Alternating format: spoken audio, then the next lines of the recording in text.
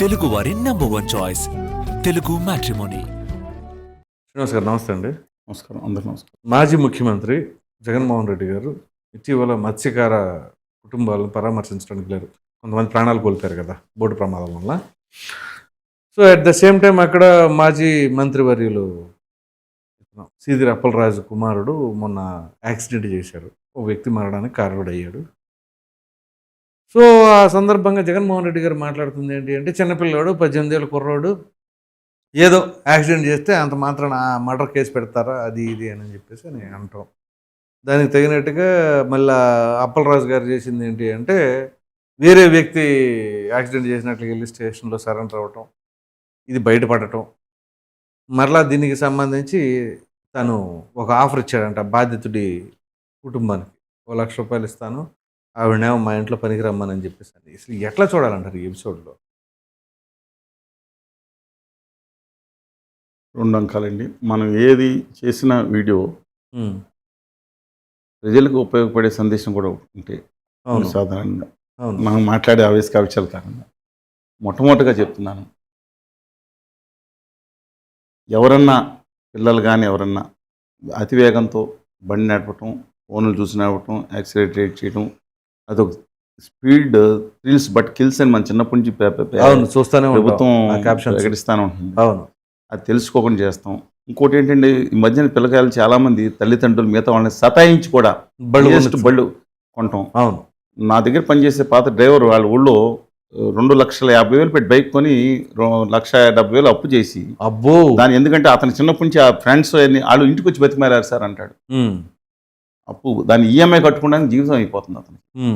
ఎందుకు ఇలాగంటే, ఆ రోజు ఆ ప్రలోభ పెడతాం కానీ పిల్లలు కానీ, ఇప్పుడు ఒక బండి ఒక అతను కొనివ్వటం వల్ల వాళ్ళ నాన్నకి డబ్బులు ఉండొచ్చు, అతనికి యాక్సిడెంట్, కానీ మిగతా సమాజం మీద పడే ఎఫెక్ట్ ఏంటి? మిగతా పిల్లల్లో అవును ఒక రోడ్డుకి చిన్న 8th క్లాస్ చదివే అబ్బాయికి ఐఫోన్ పెట్టి 1,70,000 పెట్టి కొనిస్తున్నారు.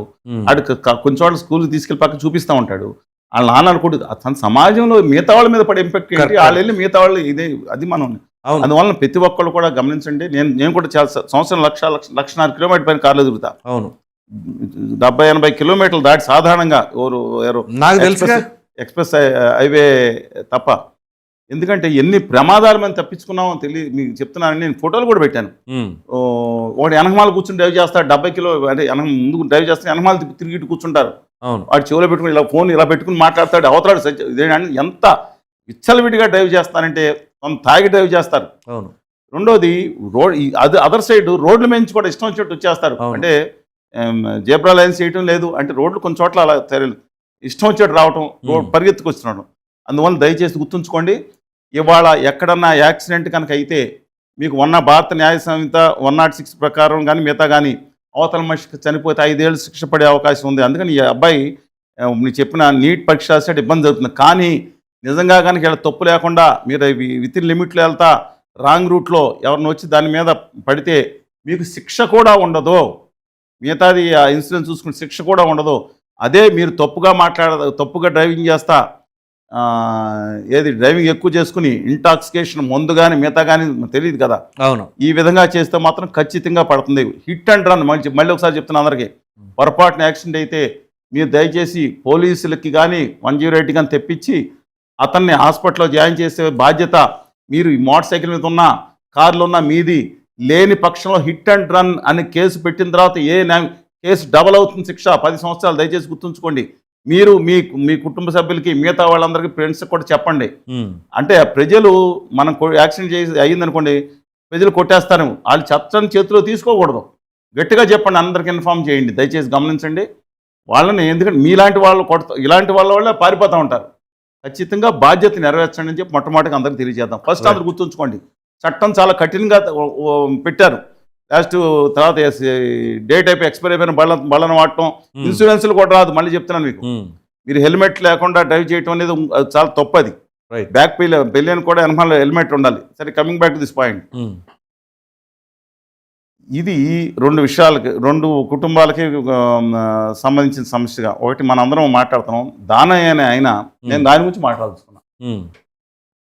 ఒక యాదవ్ సామాజిక వర్గం అయినా, ఒక గొర్రెల కాపరి అయినా. అవును, ఎవరి తప్పు అనేది కూడా నేను ఈ అబ్బాయి డ్రింకింగ్లో ఉన్నాడని తెలియకుండా నేను మాట్లాడినా. అది మనకు Absolute గా none of our business. లేదు. జగన్ గారు మాట్లాడింది కరెక్టే ఒక విషయంలో. ఆయన కర్మ బాగాలేక గుద్దాడు, దాంట్లో మీద కేసు మిగతా సెక్షన్ అంతవరకు ఓకే. కానీ ఆయన మాట్లాడిన విచిత్రమైన పరిస్థితి చూసి నాకు అనుమానం జరుగుతుంది. ఎవరో ఆయన దగ్గర ఆయన క్వార్టర్లు ఎవరో దిక్కుమాలి ఈయనకి నష్టం చేసేవాళ్ళు బాగా చేరినట్టున్నారు. ఆయన మైండ్ సెట్ ఏంటండి, మొన్నేమో విజయవాడ వెళ్తే ఆ అబ్బాయి కొన్ని పనులు చేసి ఇంటికి పంపిస్తాడంటే ఎంత గర్వకార్యాలు చేశారని. అదే లేడుగాటి అవతల మన తప్పు అతని మీద అన్యాయంగా చేసిందని అవుట్ రేట్ దుర్మార్గం, అది పాపం. ప్రజాస్వామ్య హక్కుల్ని నాశనం చేశారు పోలీసులు, వేరే సంగతి. కానీ పాపం చిన్నపిల్లవాడు ఏదేదో చేశాడంట, ఏదో ఇదా అంటే మీరు ఏం సందేశం పంపిస్తున్నారు ప్రజలకి? ఇలా చేసినా పర్వాలేదనే సందేశం యువతకి వాళ్ళ ఆవేశంలో అక్కడ because of number of issue వాళ్ళు కొంచెం ఆవేశంగా ఉండే వయసు కదండి అది. అవును. అలాంటి సమయంలో మీరు చిన్నపిల్లాడు, ఏం చిన్నపిల్లాడు 19 ఏళ్ళ అబ్బాయి చిన్నపిల్లాడు మోటార్ సైకిల్ ఇవ్వద్దని చెప్పండి. అది మీరు నేను ఎందుకు అప్పలరాజు గారి గురించి తర్వాత మాట్లాడదాం. అసలు ప్రజలకి అప్పలరాజు గారు చెప్తే కాన్స్టిట్యున్సీకి వెళ్తుంది, జగన్మోహన్ రెడ్డి గారు చెప్తే రాష్ట్రాలకు వెళ్ళిపోద్ది. అంత ఉన్నప్పుడు మీరు కనీసం మాట్లాడినప్పుడు ఆ చనిపోయిన అబ్బాయికి సానుభూతి కూడా, సంతాపం కూడా తెలియజేయలేదే. అది మానవీయత కాదండి. ఇది మీరు చూశాను వీడియో. మీరు కనీసం చనిపోయిన వ్యక్తికి మీరు సంతాపం తెలియజేసి మాట్లాడి ఉంటే వ్యాలిటీ ఉండేది. వాళ్ళ ఇంటికి వెళ్ళాలి కదా సార్. పైగా పూర్తి వీళ్ళు ఏంటంటే అపోజిషన్ పార్టీ జగన్మోహన్ రెడ్డి గారు పూర్తి వీడియో ఇవ్వకుండా కూడా కట్ చేశారు. అది కూడా తప్పు. వేరే లైవ్ లో మాట్లాడింది, లైవ్ లో మాట్లాడింది కట్ చేశారు. నేను పక్షపాతంగా మాట్లాడాను, అందుకే నేను అంటుంది. అందుకని సార్ రెండో విషయం ఏంటంటే అప్పలరాజు గారు ఈయన ఏం మాట్లాడారండి, ఈయన మాటల్లో ఎంత దారుణంగా మాట్లాడారో తెలుసా? అది రాజకీయం అనుకుందాం. కానీ ఇవాళ మీరు ఎవరి జీవితాలు, నా అబ్బాయికి నిజంగా చిన్నపిల్ల జగన్మోహన్ రెడ్డి గారు తిన్నాడు, చిన్నపిల్లాడే 19 ఏళ్ళు అప్పుడే మిల్క్ బాటిల్ వదిలేసాడు అనుకుందాం. ఓకే, నేను అనుకుంటున్నాను. కానీ మీరు ఏం చెప్పాలి? మీరు నా కొడుకు మీకు ఫోన్ చేసి చెప్పిన సందర్భంలో వెంటనే వెళ్ళి వాళ్ళని దగ్గర కూర్చుని హాస్పిటల్లో, నాన్న నువ్వు కూడా రా, మనం హాస్పిటల్లో జాయిన్ చేద్దాం, పర్వాలేదు. అందుకంటే వాళ్ళు ఎవరో ఏం చేయాలి, ఎందుకంటే పవర్ఫుల్ కదా. అవును, శిరీష్ గారికి భయపడే మనస్తత్వం మీది కాదు కదా. వీళ్ళే శిరీష్ గారిని చెప్తున్నానండి ఇవాళ. మీరు అలాంటిదప్పుడు మీరు ఏం చేయాలి? ఒక తండ్రిగా, బాధ్యత గల పౌరుడిగా, మాజీ మంత్రిగా, ముఖ్యంగా డాక్టర్గా, మీరు వైద్యుడు ఫస్ట్ డాక్టర్ కదా అని అన్నీ వదిలేసి మీ అబ్బాయిని తీసుకెళ్ళి పోలీసులు నేరారోపణ ప్రకారం చెప్తున్నా తీసుకెళ్ళి మా అబ్బాయి కూడా గాయాలైంది చేయించారు. చేయించి ఇంకొక వ్యక్తి జీవితాన్ని నాశనం చేయటువంటి అతని మీద ఏమీ లేదు, డ్రైవింగ్ లైసెన్స్ లేదు, ఇంకోటి ఏది లేదు, ఇంకో తప్పుగా డ్రైవ్ చేసినట్టు తెలిసింది. 10 సంవత్సరాలు శిక్ష పెడితే మీరు ఏం చేస్తారు? ఆ జీవితం అయిపోద్ది అబ్బాయిది. వాళ్ళ కుటుంబాలు ఉండవా? మీ దగ్గర జడ్పీ కోఆప్షన్ మెంబర్ కుటుంబం అంట, కుటుంబాలు ఉండవా? పైగా మీరు ₹1,00,000 ఇస్తారా మనిషి చనిపోతే? అంటే నిజంగా కనుక ఇప్పుడు ఎవరో కొట్టుకు చచ్చిపోతే 10 లక్షలు భూములు ఇస్తూ ఉంటారు. ₹1,00,00,000 అడుగుతున్నారు, ₹1,00,00,000 సరే అండి నేను అంటున్నా. కనీసం జరిగిన తర్వాత మళ్ళీ మీరు ట్రోలింగ్ బయటకు వచ్చి, నేను వ్యక్తిగతంగా మిమ్మల్ని ఎవరిని టార్గెట్ చేయదలుచుకోలేదు, వ్యక్తిగత విశ్వాసాల మీద వెళ్ళను. ఇది మీరు ఒకరికి ఆదర్శంగా మీరు చేస్తే మిగతా కూడా ఇలా చేయొచ్చు అనుకుంటారు కదా, నేను తప్పడుతున్నా. మీరు బయటకు వచ్చి ఇలా జరిగిందని ఇప్పటికన్నా చెప్పుంటే హుందాగా ఉండేది. Absolutely nothing wrong in that. ఒక సందేశం ప్రజలకు వచ్చేది. కానీ దయచేసి విజ్ఞప్తి చేస్తున్నాను, జగన్మోహన్ రెడ్డి గారు మీ పద్ధతి మార్చుకోండి. మనాడు చేస్తే పాపం చిన్న పిల్లలోడు ఏదో చేశాడు అనే పద్ధతి మార్చుకోండి. రాష్ట్ర రాజకీయాల్లో మీరు ప్రతిపక్ష నేత అంటే వాళ్ళు అపోజిషన్ స్టేటస్ ఇచ్చారు, నన్ ఆఫ్ అవర్ బిజినెస్. కానీ 39.37% వచ్చిన గట్టి దమ్మున్న నేత మీరు. కానీ ఇలాంటి మీరు ఇలా మాట్లాడుతుంటే ఆ రప్పలు మీకు ఎవరో మీ మీద మంచి కసి మీద ఉంటున్నారు, ఆ రప్పలు మీకు అలా చేశారు. వాళ్ళ రాష్ట్రంలో మిడిల్ క్లాస్ పీపుల్ 70% చేరుకున్నారు. మీరు అధికారంలోకి వస్తారా, మీరు బాగుంటారని చెప్పట్లా. ఒక ప్రతిపక్ష నేతగా ముందు పెట్టాల్సిన ఇష్యూస్ ఏదైతే ఉన్నాయో దాని మీద పోరాడాలి. మీరు అక్కడికి వచ్చారు, మత్స్యకారుల సమస్య మీద మాట్లాడారు. సరే, నాటికల మీద లేదా అప్రిషియేట్ రాష్ట్ర ప్రభుత్వం చేసే విధానాలను విమర్శించండి. అడ్డంగా ప్రతి నేరాన్ని కూడా నెత్తి మీద వేసుకోవద్దని చెప్పి నేను మీకు ఇంకోటి గుర్తు చేస్తున్నాను. మీకు రపరప అని RRA అన్నారు, RRR వచ్చింది ఇప్పుడు తెలుసా మీకు? RRR అంటే రాజారెడ్డి రాజ్యాంగం అట. లేటెస్ట్గా మీ జిల్లాలోనే భీమవరంలో పర్యటించినప్పుడు ఆక్వా రైతులకు సంబంధించి ఆ ఫ్లెక్సీలు పెట్టుకుంటున్నారు. రాజకీయంగా ఏమన్నా దయచేసి నేను ఆయనకు ఎందుకు విజ్ఞప్తి చేస్తానంటే ఆయన మాట వింటారండి. అవును, ఇవాళ బ్లైండ్ గా ఫాలో అవుతారు ఆయన చెప్తే.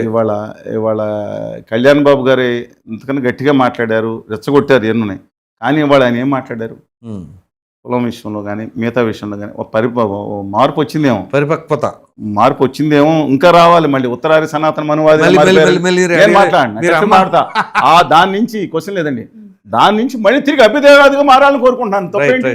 సనాతన మతం పొరపాట్లేదు. కానీ ఏంటంటే అంత వైరుధ్యంగా వెళ్ళి ఏది వచ్చినా వాళ్ళ అయోధ్య టెంపుల్ అంటే సబ్జెక్ట్ లేదా కన్సర్న్ లేదంటారు కానీ తర్వాత మాట్లాడుకుందాం. కానీ మిగతా సెలెక్టివ్గా ఆయన మార్పు మంచి వచ్చింది, ఇంకా రావాలని కోరుకున్నాను. నేను చూసిన అభ్యుదయవాదిగా మళ్ళీ కావాలని కోరుకున్నాను. తప్పేంటి మాట రెచ్చగొడతాం.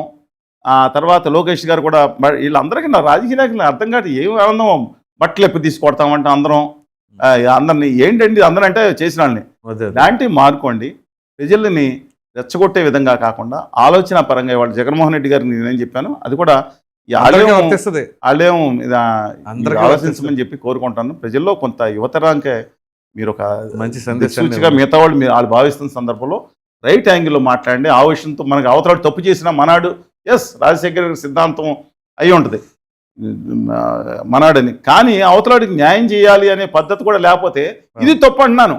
కనీసం ఆయన కుటుంబం మీద ఆయన మీరు వెళ్ళి కూర్చుని అక్కడ దాకా వెళ్ళినప్పుడు ఇలా చెయ్యాలి, అవతల ఆయన కూడా చేయకపోవటం ఏదో పనిలో పెట్టుకుంటానని మీరు అంటున్నారు. తెలియదు కానీ ఉంది sir, video maybe I don't know. ఇదే అన్యాయం అండి. డాక్టర్ అప్పలరాజు గారు మీరు కూడా పద్ధతి సవరించుకోమని చెప్తున్నాను. మిగతా చోట్ల ఇంతకుముందు మంత్రులు కూడా యాక్షన్ మీరు చూశారు కదా, మంత్రుల ఎమ్మెల్యేల కుమారులు కూడా యాక్సిడెంట్ చేసి తప్పించుకుందాం అంటే చట్టం వీళ్ళకి చుట్టంగా బాత్రూమ్ భావించు, చట్టం అందరికీ ఒకేలా ఉండాలని చెప్పి మనం చేస్తాం. Right sir, thank you.